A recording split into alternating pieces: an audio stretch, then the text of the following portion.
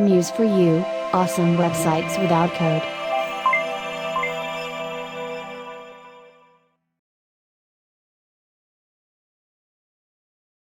Hey, what's up users? John with Muse for You, here to help you build awesome websites without code. And in today's video tutorial, we're going to go over the Slanted Panels widget. So with this widget, you can create unique slanted panels and fill them with an image. So instead of having just regular rectangles that go straight horizontally, you can add unique design to your website with these slanted panels. So I'll scroll down, and one thing you'll notice, you can also fix the image within the background. So as we can see, the panel goes up and that image stays fixed in the background. So we have this slanted panel here.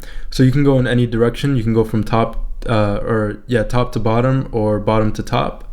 So here we're going from bottom to top. You can add a slant at the top and the bottom, or just a slant at the bottom or the top. As we can see here, these slants are going from top to bottom, and this one here, so it's going in a few different directions. So it's a really fun widget. So rather than just having straight lines, you can add a unique design to your Adobe Muse website with the Slanted Panels widget. So here I'll go back to the shop, and here are the features included. So you can fill the slanted panel with an image or gradient. You can fix the image in the background within the slanted panel as the site scrolls. You can apply the slant to the top and bottom of the panel. You can slant up or slant down. You can set the slant color to match the website background. You can set slant height for top and bottom slants, and the fixed image automatically gets disabled on touch devices. So if you downloaded this widget a few days ago, there have been a few updates. So now if you decide to use the fixed image, it automatically gets disabled on tablet and mobile devices, because those devices don't really support fixed images in the background. And I'll go over that in this video tutorial. So here are a few of the widget options to the left, the community section if you had any questions about the widget, and the features here included, and the preview page. Alright, so I'll go ahead and go into Adobe Muse and we'll get started. So it's fairly simple to add this widget. You simply go to the library panel here to the right, and if you don't see the library panel, you can go to Window and click on Library. So when you first get the widget, whether you purchased individually from the shop or if you downloaded from the subscription, you'll get a zip file. So you'll extract the zip file, and then within that folder there's a .mulip file. So you'll just double click and it will install into the library panel. So here I have the library panel open. So I'm just going to type in slanted panels. So here we see we have slanted panels add first fixed images. So I'm not going to add this at the moment because I'm not going to use fixed images, but we'll add it in a moment when I decide to add fixed images for the slanted panels. So I'll go ahead and just click, hold, and drag the slanted panels image because I want to add a slanted panel with an image. So here I'll click, hold, and drag, place into Adobe Muse. And the first thing I want to do here is stretch it to browser width, so I have that full panel going across the website. So here with the widget selected, I'll just go to the resize option and say stretch to browser width. And just like that, that panel stretches the entire width of the website. So here within the widget options, here we have the options. So we have instance number. So each new image or slanted panel requires a unique instance number. So the first one can be 1, the second one 2, the third one 3, and so on. Here is where you select an image. So here I'll click on add file, and I'll just select an image here. So there we have the image. So the image is scaled to fill within the widget container, and then we have the slants there. So to change the height of the slant, you can just drag the widget down to give it more height, and we have a taller panel here. So there we've added the image, and then here we have the top slant. So you can slant up or slant down. You can change the slant color, and you can change the slant height to have it be more steep or less steep.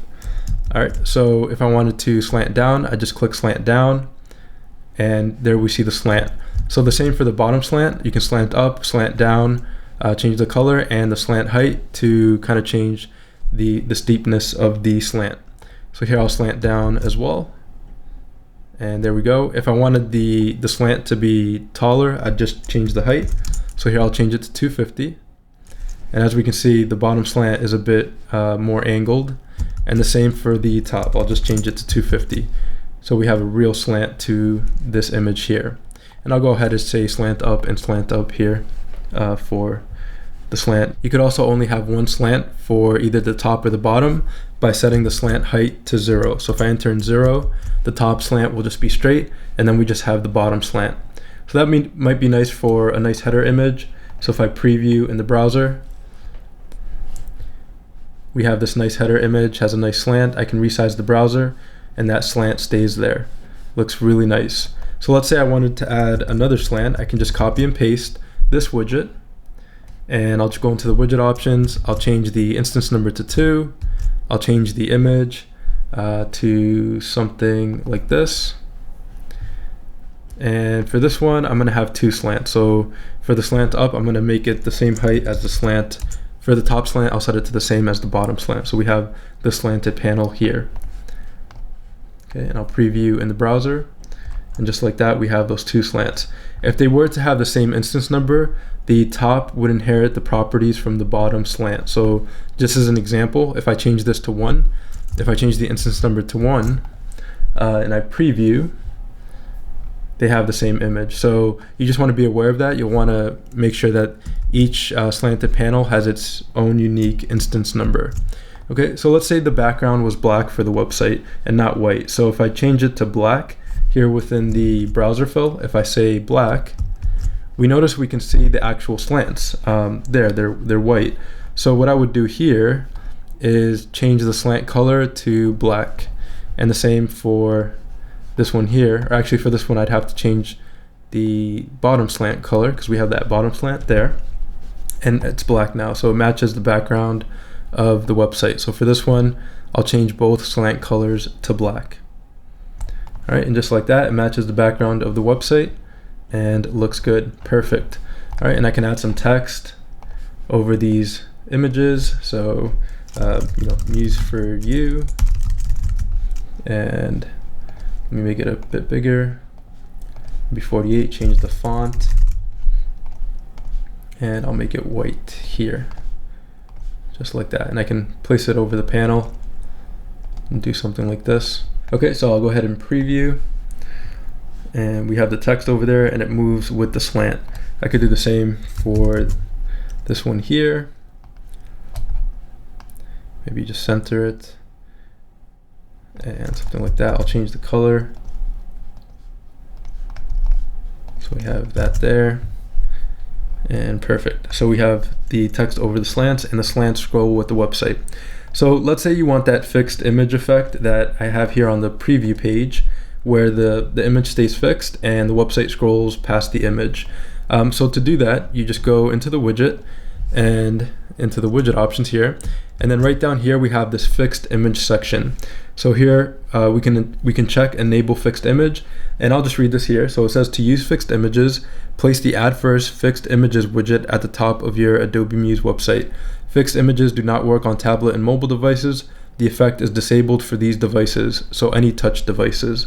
So I'm going to go ahead and click enable fixed image, and let's go ahead and see that. So I haven't added the add first, and we're going to notice that it still works. So there's the fixed image, and it works. Good. So the only reason you need to add the add first is so that it's disabled on tablet and mobile devices. If I were to preview this right now on a tablet and mobile device, this fixed image would not be scaled to fill and would not look very good on your tablet or mobile device. So initially I had it so you could disable it at a certain breakpoint, but what I found is that an iPad Pro is really big. So if you were to disable it for an iPad Pro, which is a touch device, then you're basically disabling it for small laptops as well. So what I did is I just disabled it on any touch device. So even if you're looking on an iPad Pro, it'll just scale to fill, but it'll scroll. It won't be a fixed image. All right, so what we want to do here, I'll type in slanted panels, and I'll bring in the slanted panels add first fixed images. So here I'll click, hold, and drag, place into Adobe Muse, and I'll go ahead and preview. It's going to be the same. But I'll go ahead and use a program like Browser Stack here, and we'll test it on an iPhone 6s.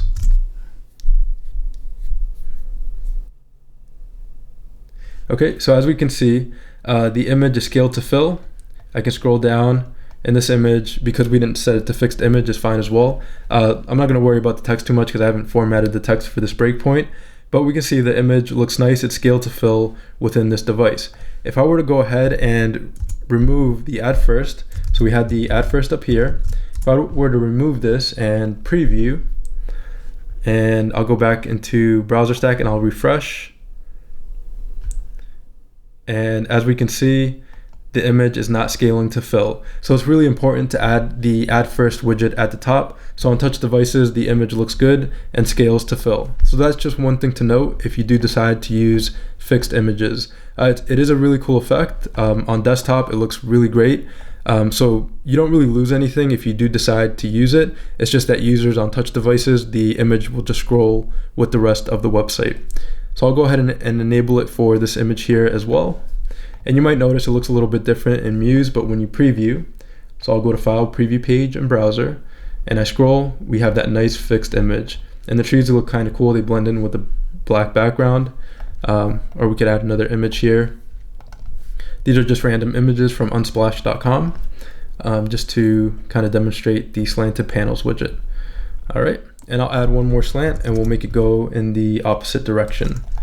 So I'll copy this here and paste, and we'll do something like this. And I'll just delete the text for now. I'll add one more, instance number, another image here, and we'll do this one here. And I'll just change the slant down, just like that. And I'll preview, scroll. We have those nice slanted panels. And I'll do one more just to show kind of opposite slants. All right, so let's do slant up. So the top slant it goes up and the bottom slant goes down, or slants down. And I'll pick one more image here. All right, so I'll preview. And I didn't change the instance number, so as we can see, we have two images here that are the same. So I'll go ahead into the widget and change the instance number. All right, looks good. So I'll scroll, there we have it, and perfect. So that is the slanted panels. I could make this one kind of slant the other way by changing the slant direction. So the top slant slants down and the bottom slant slants up. I'll go ahead and preview in the browser and I'll scroll down and looks good.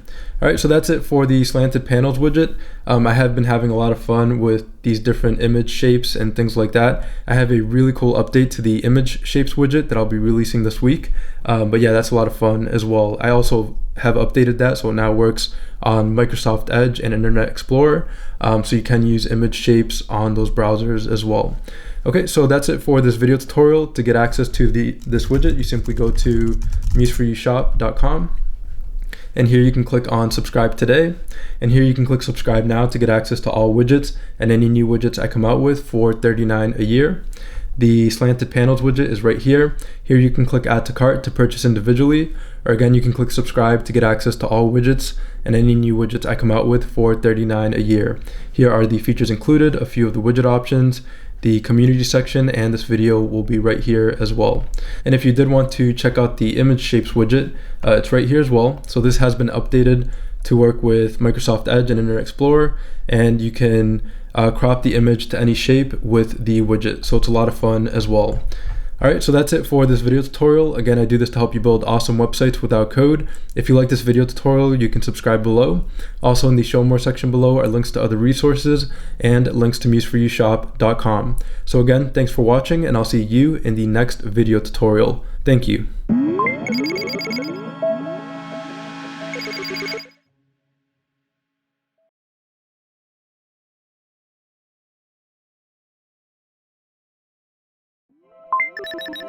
Muse for You, awesome websites without code.